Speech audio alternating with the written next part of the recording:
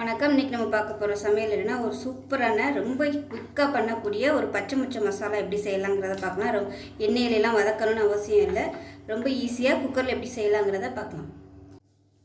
மொச்சக்காய்க்கு ஒரு paste ready பண்ணிக்கலாம். 4 spoon துருவன தேங்காய், ஒரு 5 பல் பூண்டு, இந்த சைஸுக்கு குட்டி குட்டியாக நறுக்கின இது வந்து ஒரு 10 பீஸ் இருக்கும். அது மாதிரி இஞ்சி எடுத்துக்கோங்க. 1 டேபிள் ஸ்பூன் சோம்பு, 2 டேபிள் ஸ்பூன் மிளகாத்தூள் எடுத்துருக்கேன். காரம் இது வந்து கம்மியாக இருக்கிறதுனால 2 டேபிள் ஸ்பூன் எடுத்துருக்கேன். காரத்துக்கு தகுந்த மாதிரி நீங்கள் சேர்த்துக்கோங்க. இப்போ இது எல்லாத்தையும் அரைச்சிக்கலாம். இப்போ அதே மாதிரி மீடியம் சைஸாக 2 தக்காளி எடுத்துருக்கேன். இதை வந்து தனியாக அரைச்சிக்கலாம். இப்போ ஒரு குக்கர் எடுத்துக்கலாம். இப்போ பார்த்திங்கன்னா தேங்காய் பேஸ்ட்டு அரைச்சாச்சு, தக்காளியும் அரைச்சாச்சு. இப்போ 1/2 கிலோ பச்சை மொச்சக்காய் வந்து எடுத்துருக்கேன். அதை சேர்த்துக்கலாம்.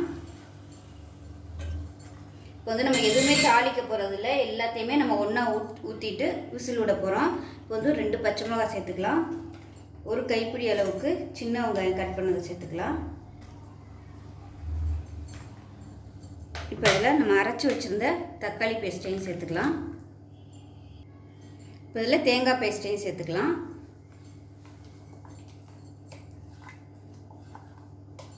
நான் வந்து எதுவுமே வதக்கலை. உங்களுக்கு வதக்க விருப்பம் இருந்துச்சுன்னா நீங்கள் தக்காளி வெங்காயம் எல்லாத்தையுமே எண்ணெய் ஊற்றி வதக்கிட்டு அதுக்கப்புறமா நீங்கள் எல்லாத்தையும் சேர்த்துக்கலாம்.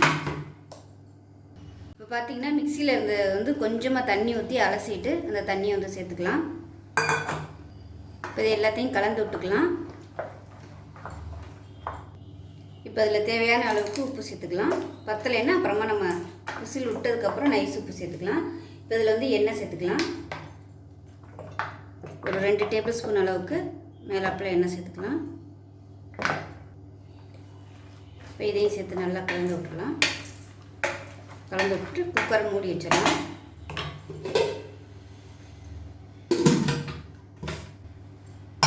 விசில் போட்டுட்டு ஒரு 5 விசில் விட்டுட்டு பார்க்கலாம். இப்போ மொச்சக்காய் எப்படி இருக்குன்னு பார்க்கலாம்.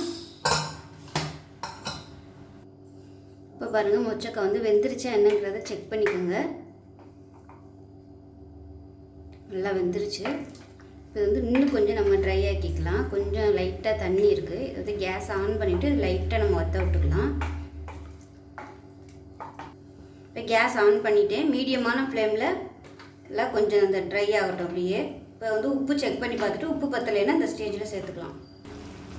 இப்போ பாருங்கள், நல்லா கொஞ்சம் கெட்டியாகிடுச்சு. இந்த ஸ்டேஜில் வந்து அமர்த்திடலாம். அமர்த்திட்டு மேலாப்பில் கருவேப்பிலை கொத்தமல்லியில் சேர்த்துக்கலாம். ஸோ ரொம்ப சிம்பிளான ஒரு ரெசிபி, ரொம்ப எண்ணெய் இல்லாதது.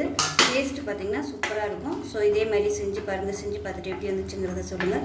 இது பார்த்திங்கன்னா ரசம் சாதத்துக்கு அருமையாக இருக்கும். ரசம் சாம்பார் சாதத்துக்குலாம் சூப்பராக இருக்கும். நான் வந்து இன்றைக்கி தக்காளி ரசம் தான் வச்சுருக்கேன். தக்காளி ரசத்துக்கு இது அருமையாக இருக்கும். ஸோ செஞ்சு பார்த்துட்டு எப்படி வந்துச்சுங்கிறத சொல்லுங்கள். வீடியோ பிடிச்சிச்சுன்னா லைக் பண்ணுங்கள், கமெண்ட் பண்ணுங்கள், சேனலை சப்ஸ்கிரைப் பண்ணுங்கள், பக்கத்தில் உள்ள பெல் பட்டனையும் ப்ரெஸ் பண்ணுங்கள். நன்றி.